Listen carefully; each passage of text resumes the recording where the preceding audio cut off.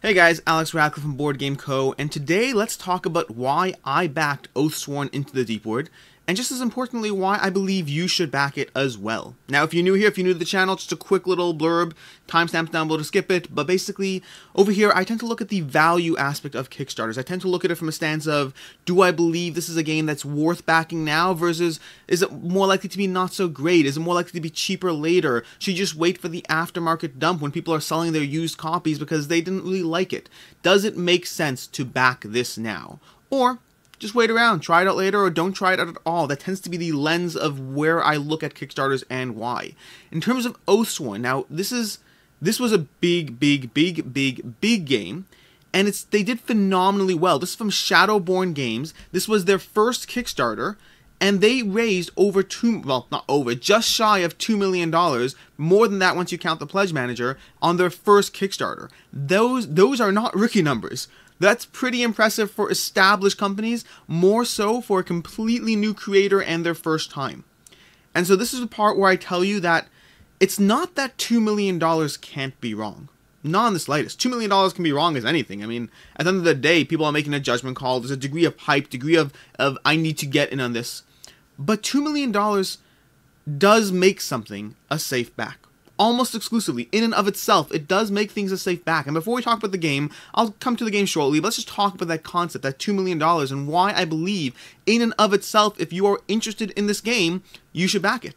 But before we get to that, before we get to that over here, let's talk about the fact that there's a late pledge opening up for the month of August. You're going to see this video probably a day or two before the late pledge opens, and this is Throwback Thursday or whatever, but the late pledge will be opening from, I believe, either July 31st sometime late through August. So basically a whole month. I'm not sure if July 31st is counted or not, but you basically have a month to late pledge this game, which is why we're talking about it now, because they are reopening the Pledge Manager. They had closed it, they're now reopening it, and you can now get in on this game. And if you are interested in this game, I recommend backing it. Now, let's talk about if you're not interested in the game, because there's many reasons not to be interested in the game, the biggest of which is that this is a campaign game. This is a campaign game with legacy elements. This is a campaign game that is going to suck you in. So if you are already overwhelmed with too many campaign games that you're not going to play, with Madara, with Seventh Continent, with Gloomhaven, with Frosthaven, with Gloomhaven Jaws of the Lion, with any number of different campaign games that are already taking up your time and attention, then that's already a good reason not to back this game.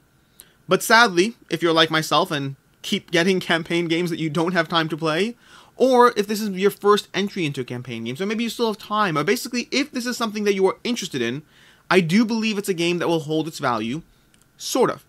And there's two parts of that sort of. And so let's talk about the $2 million part, because the $2 million part is the first part. $2 million can't be wrong if you are trying this game in the first 30, 60 days of getting it, and then moving on if it's not for you. And that means that $2 million doesn't make a game good. It doesn't at all. But $2 million is a sound testament that there is enough hype for this game, enough people who want this game, and those 11,518 backers are not going to be the only people who want in. By the time this game hits shelves, there will be thousands of people who missed the Kickstarter, missed the late pledge, who want this game and need to get their hands in it, and they are going to turn to the secondhand market to get their hands on a copy. So as always, and I recommend this across all Kickstarters, but more so when you see this kind of hype around a game, if you get your copy and you are on the fence as to whether you will keep it, try it as soon as possible. Turn around, see if it's good for you. If it's good for you, put it back on the shelf, play it whenever. That's what I do. I play a game, and then I figure out when I'm going to get back to it. But if it's not for you, if you play it and you're like, you know what, this is not the experience I signed up for, I'd rather play insert giant game, or I'd rather just play Codenames, who really cares? If it's not a game for you, in those first 30 to 60 days, you will get all your money back, almost guaranteed. Almost guaranteed you will get your money back, because people are hyped up about this game. $2 million demonstrates a certain level of hype, a certain level of attention of people being interested, that you can reliably, safely back this. But what about the long term? What about if you don't play it right away? What if you play it right away and you kind of like it and you keep it, but then you get to the table later and it's less clear? So let's talk about the game. Oathsworn. Oathsworn is a game. It's a narrative. It's a half narrative, half a mechanical game. They have a large narrative aspect to it. They're going to have an app which is voiced by James Cosmos from Game of Thrones. So I believe it's Foreteller, and he's going to be voicing that app. But obviously, you don't need to use the app. This is a companion app that is completely extra, nothing to do with the game. You could ignore it entirely, or you can use it if you like, whatever works for you. In terms of the narrative aspect, there are a lot of narrative aspects to this game, but they have designed the game in such a way that you can basically skip them. If you are not a narrative person such as myself, or if maybe I'll give it a shot, don't get me wrong, but if I find it doesn't work for me, or if it doesn't work for you, you can basically focus on the mechanical combat aspects of this game. And this game takes place in 2 different segments. There is a map. You can see this map up here. There is a map exploration aspect to the game where you're going to have to make decisions. It's going to be more narrative focused. And then you'll transition into these giant boss combats where you have to destroy these huge impressive bosses with whatever minions or whatever is going on. And there are a lot of interesting gameplay aspects to this. Now, I'm not going to focus heavily on the gameplay because there's so much to cover in this game. There's a lot to cover. What I will say is there are a bunch of videos. You'll find links down below in the description. You'll find links, but there are a bunch of videos that did a great job covering various pros and cons from different stances. Rolling Solo did a great 6-minute things he liked about it or whatnot, and he didn't not like it, and we'll come back to that. But, I mean, there were no aspects that he didn't like. There are no aspects he could critique. But Rolling Solo did a great, 6-7 minute video of covering the game, covering why it might be for you, which I thought was great, very short, very to the point. Man vs. Meeple did a few previews that will cover different aspects of what makes this game stand out compared to traditional games in this genre, compared to Gloomhaven. What makes this game stand out? There's dice, there's card combat, there's elements of card manipulation that can cycle when cards get back to you. Very interestingly done. Great video, I highly recommend that. King of Average also did a few videos on this that really go into depth. A lot longer, so you have to have the time for them, but he did like a 42-minute review, which he really went into depth onto this game, different aspects, pros and cons, what works for the game, but there's a lot going on here. Now, in terms of, I guess, let's talk about miniatures for a second, because miniatures are fun. You see this picture over here? This picture, look at the size of these minis. Look at the size of these trees. This is a game that focused very heavily on the level of bigness in the game, of the level of, look how impressively large this game is. Look how much, I mean, the scope and scale is very impressive.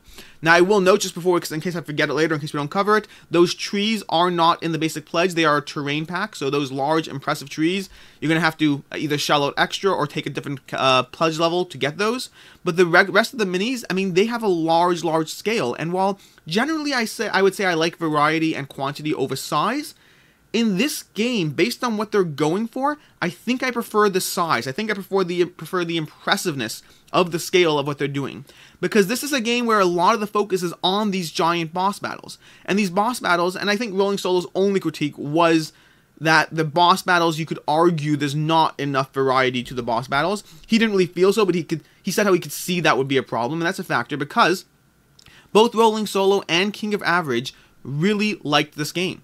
They both really enjoyed the game. They played it a lot. They're big fans of it, and it really seemed to be a completely genuine opinion on both parts. I mean, King of Average obviously only gives genuine opinions, but it really seemed to be a game that had a lot of people who were hyped up at this game. Not just the 11,000 plus $2 million worth of backers, but rather content creators as well seemed to be hyped up about it.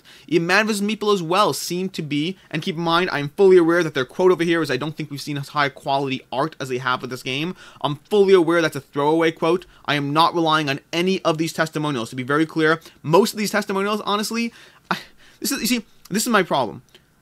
I talk about testimonials a lot in the sense that you have to be wary of what to read into them, but in this game, I mean, like, for instance, Rolling Solo, the scale is impressive and so is the scalability. It's amazing with huge attention to detail. I don't think we've seen this high quality art. The testimonials in this game, I think, were poorly picked, or they could have gotten better ones, because both King of Average and Adam from Rolling Solo seem to really like this game, and their testimonials don't sound great. They really don't. They sound like those throwaway testimonials that I talk about all the time, where you're not saying anything impressive. So that is why I always hedge my testimonial thing with, hey, maybe I'm just being paranoid, because, hey, maybe I am. In any case, King of Average, Rolling Solo seem to like the game. Man vs. Meeple, it's harder to get a read on them in general because they're doing more previews, but they seem to be more impressive. They seem to do a great job. Here you can see some of the videos. In terms of pledge levels, let's talk about pledge levels. Pledge levels for this game. So first of all, they had a $99 pledge level. This is standees only. Okay, I want to be very clear with that. I'm going to say it again. It's standees only. That might be great for you. You might be sick of miniatures. You might be sick of paying for miniatures. That's totally fine. But just be very clear, if you want the miniatures, the entry point to this game is instead $179. Just be wary with that. Now, I will note, because of the fact this isn't a late pledge and a pledge manager, and because of the fact that I'm filming this before that's open, I don't know what the cost will be in the pledge manager. I don't know if it's going to be the same cost, that they're going to tack on $10, $15, whatever it is, but take that note. I'm covering the campaign pledge levels, not the pledge manager pledge levels. So yes, and by the way, I will update the link below when the pledge manager is open. Like I said, it may be a day or two after this video goes up, so we'll see how that plays out. But yeah, base game standee only. It comes with the standees, it comes with the game, it comes with the mystery envelopes and whatnot. Has a lot of content for the game, but standee only. If you want to get the actual miniatures, you have to pay for the $179 level, where you'll be getting 53 extra large models. You'll be getting a whole bunch of miniatures. Same, again, it's just coming with this mystery chest of stuff. There are links in the game. There are links in the Kickstarter in terms of clicking through to see what's in the mystery box. Because this is a video and because I don't know who wants to be spoiled or not, I will note that I will not post those links. I mean, they'll be in the Kickstarter. I won't be covering this in the video, I should say. But there are links in terms of more miniatures, because they have the basic miniatures. You see some of the miniatures over here. You see Ursus, this bear. We're going to come back to him, remember him. We have the witch. We have the priest. The Adendri Ranger? I think it's a Dendry Ranger. I have no clue how to pronounce this. The Scar Tribe Exile, etc. They have all these heroes that you can cover, all their own unique player board, their own unique ability cards, and their own, obviously, unique miniature. And then they have many more mysteries to unlock. This is where you will see you can click on the box and see what's inside all these boxes. I did, because I don't care enough about the surprise. I mean, surprise is nice, but I want to be sucked into this game in terms of what I'm getting my hands on, what I'm getting myself into. And if I was sure that I was backing this without needing to see those, then I may not have clicked on them. But I wasn't sure, because I like to look at everything. And so I looked at everything, and they're there. I think there was still one secret thing even in there that you can't see. So if you want that element of surprise, I believe they still had an element of surprise. The components, they have double-sided encounter board, 800 standard. Let me go back to the pledge levels. $179 core pledge over here. Then $299 collectors all-in pledge, which covers a lot of those optional buys, which we'll cover down to as we scroll. So again, your basic options are $99, $179 for the miniatures, or $299 for the all-in, where you save 15 bucks, which plus where you save the $15, plus you get the first day bonus in case you hadn't already. So what else comes in this? We have cards, we have dice, we have tokens, we have more tokens, more dice, whatever, the large secret maps, 200-page encounter book. So again, you can use the app, the Foreteller app, I think it was Foreteller, or you can use the Spiral Land storybook. You have the rule book, you have the fully narrated companion app, which doesn't say if it's Foreteller, so I might be wrong with that. Okay, terrain box. This is going to be covered in that additional all-in pledge, or you can just buy it. But this is where you're going to find those trees. And by the way, I'll say I don't actually note I don't know if they note the scale of those trees. In that Man vs. Meeple video, they look large. They look freaking large. I don't know what the size of the box is going to be, but I just want to note, I'm not telling you they're going to be as large as they are in that video. They certainly seem like they're going to be, and I don't know why they wouldn't be, but just as a note in case you come back to me later and say, hey, they are small. I'm only commenting this because they were so large and so impressive that I'm not certain, but I imagine they are the size that they're showing. They have a $25 art book. We have a map pack for $15. We have a secret box, which in general, I hate secret boxes. In general, I'm like, show me what you're buying. Because in this game, they already, and this is the thing that's included for free in it's included for free in every all-in pledge. But it's, yeah, I tend to be a little wary of secret boxes and stuff. But in this game where they already have things that are secrets, I'm a little less worried. It doesn't seem like they're trying to sell me on junk, but who knows? We'll find out. Metal coins. These coins look great. You know, $25 metal coins, pretty standard. The armory. Now, this is cool. Okay, we're going to talk about the armory shortly, but this is very cool. $35, and it's fully customizable weapon options. See this over here? See this guy? And how they're swapping out the various weapons as you get different weapons. That is cool. Okay, I mean, I don't know if it's going to play out well in real life. I don't know at all. But I'm psyched about the possibility, and they are using Hips plastic in terms of getting that. They have larger miniatures, they have Hips plastic, and part of that is because of this ability to customize things in and out. This was an ambitious campaign for a first-time creator, a very, very ambitious campaign, and if this plays out well, this is going to be so cool, and it might push other companies to do the same, which I think is cool. A little more maintenance, but a lot more immersion, and I like that. I'm all for the immersion. There's a reason I like miniatures in games, and it's not because I like finding pieces of plastic and putting it on a board. It's because it draws me in. When you slaughter a horde of zombies in Zombicide, it feels so much cooler than when you knock down a standee in Gloomhaven. I don't get me wrong, Gloomhaven's probably a better game than Zombicide. For myself, I prefer Zombicide right now, but both are great. And I know I just lost, 14 subscribers for that, but it's all good. Still love you guys. But my point is, I love the immersion that a game provides. I love the miniature immersion that a game provides, and I love the fact that if I get a different weapon, I can swap those pieces out. That is so cool to me. I love it. Absolutely love it. In terms of what do you get for this, you get 47 fully customizable weapon options. I don't know how they're doing it in terms of different miniatures. Obviously these arms are only going to work for certain miniatures, so how many different weapons are there? How much can you possibly swap out between the different classes? I don't know. Either way, I'm down for it. Stretch goals. We have a whole bunch of stretch goals, more miniatures, more cards, more classes, more boards, more everything basically going on in this game. Just more stuff. We have this new mystery encounter. I believe this was the mystery encounter in that box. That's still a mystery even if you click through. We have cards, more unique item cards, more archetype cards, just more and more. Again, both classes as well as more content, as well as more cards, as well as more mystery encounters, more and more and more everything. Lots of stuff. I'm just going to keep scrolling because why not? Just keep scrolling through that. Let's see what we got. Let's see what we got. We got over here more miniatures. Whoa, look at this guy. This is fun. And some of these we're going to see in a second in their actual, master production copies or whatnot. I'm going to keep scrolling just so you get an idea of just how much. Upgraded trade token. I just want to keep scrolling until it's done so you get a feeling for how much stuff was added because $2 million buys you a lot of stretch goals. Although granted, stretch goals are a game. I don't know how much was a game here. Same as usual. We had some community unlocks, some promo cards, and honestly, these are okay. I tend to be... I find that when you put people, let's say King of Average over here, when you put people into a game, I think it has to be done incredibly well, or I am not interested in touching it. Now, I don't know what the final production will be like. I don't know if it's going to look like this. I wasn't so impressed with these, but hey, worst comes to worst, it's a card I'm not using. I'm not going to whine and complain about it because I just don't have to use it. It's not a problem for me. We have more sculpts going on over here. We have a whole bunch of videos. Here's that the one-stop co-op shop review from, from Mike. We have the King of Average. We have the Great Gaming Rules. We have a lot of different content going out here. We have a live playthrough from Dice Tower. There's tons of different videos. I'll post links down below to the specific ones I got the most value from, but there's a lot of content to go through. More stuff, more. Geez, guys, I can't. This video is just going to be so long because I can't cover the amount of content in this game.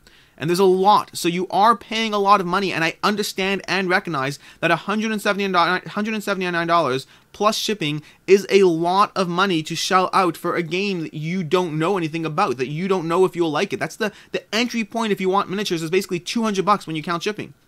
That's a lot of money. That is. Is it going to be worth it? That's twice the price of Gloomhaven. You find Gloomhaven on sale, it's twice the price of Gloomhaven. Is this going to give you twice the value of Gloomhaven? Twice the immersion, twice the gameplay? Probably not. But again, this is why I do these videos, because you don't have to worry about that. You can back it, try it out, and if it doesn't deliver on that promise, turn around and sell it right away. It does take time, it does take energy, but head to your local game group on Facebook or wherever, post your copy for sale, you will get your money back. This game has a lot of hype, and that means a lot of hype will continue throughout the first 2-3 months of that game hitting people's shelves. And this goes back to the fact of the longevity aspect. People seem to like this game. People are enjoying it from the people who have played it. So this is not like just purely a hype train with a flash in the pan, whatever. I think this will last well past those 2-3 months. I think this will hold its value well down the road. But I'm saying even if it doesn't, even if I'm wrong, even if a few people got pulled in, even if there's a lot of issues with the game, the first 2 or 3 months are guaranteed, almost guaranteed, there's no such thing as a guarantee, almost guaranteed a safe window. So just giving that as a, I don't know, it's a safe back. Whether or not it's worth $200 to you or $300 for the all-in, that is your decision to make. Because there's two sides. There's what it's worth in the market. Can you get your money back? And then there's what it's worth to you personally. For many people, $200 for a game is a lot of money, and it may not be worth it. That's a determination you have to make for yourself. In terms of what it's worth on the market, that's what I'm here to help out with. Physical or digital, like I said, you can either use the fully narrated campaign app by James Cosmo, or you can use, the Gamebook. So it's your choice, whatever works best for you. And yes, I would use the app. I'm against apps and games when they are essential to the gameplay. I am always happy to try out a game if it gives me an extra level of immersion that works for me. I'm happy to try it out. I just don't want to be locked into it because while I will try the app, I don't know if I'll stick with the app. Plus, of course, on my end, there's also the religious aspect of, because I can't use an app, because I can't use an electric device on Saturday, on Shabbos or whatever, then it locks me out of playing the game on Saturday, which is something that's worth mentioning in my aversion to apps in general, although most of my gaming is not on Saturday, so it's not my main aversion, it's just an extra note. Solo friendly. This is a game that is solo friendly. There's a lot of solving problems here. This is a great little blurb. Someone not turned up for the session, use our quick swap system. Someone new turned up, generate new characters. This is a great little blurb of things. Not into the story, skip the story with a brief description and jump straight into combat. Not a lot of time. Each chapter being split into stories. This is a great little thing that they cover reasons why you might be scared of the game and reasons why, hey, don't worry, this might still be a game for you. Why Kickstarter exclusive? One of the most ambitious games ever conceived. I buy it. It is one of the most ambitious games. We do not want to cause FOMO, but we do wish people to know about these aspects. I mean, that's part of Kickstarter involves FOMO. That's inherent. I appreciate that they're saying they don't want to cause it. That is going to be part of Kickstarter. It's just the nature of the game, unfortunately. Shipping costs. You know, again, EU, Canada, China, it's expensive. Even the base pledge is going to be $24, $34. It's going to be a lot of money for this game, more for the all-in. This is an expensive game. Let's talk about the miniatures. On this update over here, we have the production miniatures, or again, master productions. I don't know if it's final production, but this is, I mean, this is cool, and part of that is achievable because of how big this miniature is. Let's go back to one of these. I saw a thing over here a second ago. Where is it? Here we go. Okay, look at the size comparison on these miniatures. Look at this 32mm, 46 Oathsworn model size, large model size. This freaking rat is 120 plus millimeters compared to a standard Zombicide 32mm model. That's a big jump, and we saw that in that Man vs. Meeple picture here. Look at how big this thing is. This is impressive. It is visually impressive, and look at this. It's cool. Look at this Broodmother. I mean, I don't know. I think it's cool. I don't think these are as cool, I'll grant you. They're not bad. I just wasn't as pulled in from the art direction standpoint. But overall, these overall really draw you in. And yes, in this update, there are links to see more of those secret miniatures, which I'm not going to click on, but spoiler mini sample over here. If you want to see more of the miniatures, they definitely have that. There is a lot going on in this game, and before we come back to, I guess, a closing overview, a roundup, or whatever, let's just talk about Storm Sunder briefly. Storm Sunder, which is a game that I also put a video on. I will note, by the way, when I put it, just as a disclaimer, because full transparency, when I put out my video on Storm Sunder, I put out a video. I think I did the video either way. I think I put out a blog post. I put out a blog post on Storm Sunder, but it was in exchange for getting half off my pledge. I reached out to them, they didn't reach out to me. I was basically interested in the game either way, and I said, hey guys, I'm happy to put you on a blog post. I'm doing a video on you either way, but I'm happy to put you on a blog post as well if I can get half off a pledge. And they agreed. So, but again, I reached out to them because I wanted the game. I was going to back it either way. That wasn't the question. I just wanted to get something off. This is not them reaching out to me. This is not my opinion being tainted. This was me being interested in Storm Sunder and therefore putting out a blog post. That being said, this little extra thing over here is not in any way compensated whatsoever. I just thought it was worth mentioning, which is Storm Sunder, an epic giant game from the creators of Wild Ascent. I will note, again, just for full transparency, Wild Ascent is super delayed. Okay, the Wild Ascent is very, very, very, very delayed, and I would add a degree of wariness to backing this game. I'm still in, I'm still there, but it is, like, in terms of whatever risk level, whatever, I guess put it this way, I've not been burnt by any Kickstarter yet, and I don't think I'll be burnt by Wild Ascent or Storm Sunder. They are decently communicative, they have production, whatevers, but in terms of my one worry whether, I do worry a bit about it. Small amount, so just keep that in mind. But after telling you, to worry or not worry, let's point out that Storm Sunder has an Oathsworn crossover. If you like that giant bear dude and you want to see this, now this is obviously this is a 3D sculpt, so it does look cooler than real, but Storm Sunder does have freaking cool minis. Take a look through them. I mean, take a look at their Facebook page, whatever. They have some production copies. They have really cool looking miniatures. This is definitely one of them, and I mean, I'll actually find one in a second for you, but this is an Oathsworn crossover. They had a few crossovers, and it's cool. It's very, very cool. Let's take a look over here, see if I can find a production copy, because I know they had one. Let's take a look at preview. They had some of these production copies in their updates. If they'll show it, here we go. Like, here's a production copy. Okay, that is still pretty cool. I mean, it's still very, very impressive. Do they actually have the Oathsworn one? Doesn't look like it. But yeah, look at these. This is a high level of detail. So just a little Storm Sunder announcement or whatever in case you are interested, because you're interested in Oathsworn. So, with all that said, how do we close this up? Lots of content, lots of information here, lots of rambling. Short version is I'm interested in Storm Sunder. Oathsworn, jeez. I'm interested in Oathsworn. I backed Oathsworn because it seemed to deliver enough of a premise of differences from traditional legacy big box campaign adventure games. It seemed to provide interesting card play, interesting hand management, very similar to the interestingness that Gloomhaven provides, but totally different. Meaning I love Gloomhaven because of the hand management aspect of the game. That's what pulls me into Gloomhaven. That's what makes me feel like I have to make hard decisions.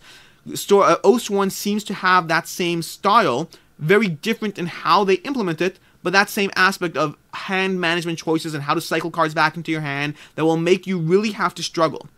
Additionally, it has a big focus on boss battles. This is something I've avoided with Kingdom Death Monster. I never got into Kingdom Death Monster, and so while I might eventually one day, I am happy to have the opportunity to do so in a game like this, which looks more my speed. I'm not as into the art of the Kingdom Death Monster. I'm not as into even the cards. It feels too much like accounting. Feels too much purely from my own bystander stance. Never played it, so I'm not dissing on Kingdom Death Monster, but it looks more like accounting to me, versus this looks more my style. This looks more like the kind of tactical maneuvering around a giant boss that you have to figure out how to defeat, but more in my genre. So it gives you that the boss battles of Kingdom Death Monster, it gives you the hand management choices of Gloomhaven, it gives you the narrative aspect of other games. Again, I'm not so narrative, so I don't really care about that, but this is a game I am interested in. Very, very interested in. The miniatures and the scale, I'll admit, the miniatures are not as much my style as many other games that I like. Like, even using Storm Sunder as an example, I like the Storm Sunder miniature from Oathsworn better than the Oathsworn miniatures from Oathsworn.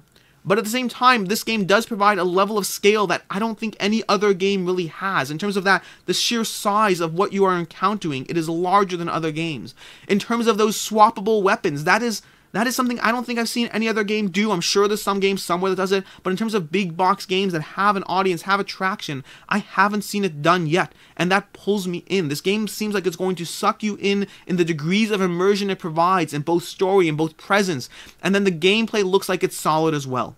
I am very intrigued in Oathsworn, and of course, finally, I believe it's a safe back. $2 million can be wrong, but not for the first 2 to 3 months. For the first 2 to 3 months, that hype is an indicator of the market in general, and there will always be people who missed out. There are always people who are discovering Kickstarter every day. There's always people who are discovering the hobby every day. There are always people who are discovering Oathsworn every single day. Not everyone is tuned into whatever channels they need to find out these games at the right time, or even for the Pledge Manager. Which now is a good time to tell you, if you're new to this channel and you do want to find out about stuff like that, subscribe down below, because this is basically a lot of what I cover. You will find out a lot about what Kickstarters are available when the time is right if you follow this channel. But that's basically it. It's a game I'm interested in. It's a game that will hold its value. It is a visually, art style and miniature style doesn't actually pull me in as much as some other games, but the overall package really, really does. My apologies in advance if this is another game that you were on the fence about and I just caused you to back. And again, I also mentioned Storm Sunder, which is a huge and expensive game, so there's a lot of games to pick from. There's a lot of games to choose. It's hard, but these are first world problems. Backing too many $100+ campaign games because we don't have enough time, those are good problems to have in the big scheme of things. They're problems, but they're good problems to have.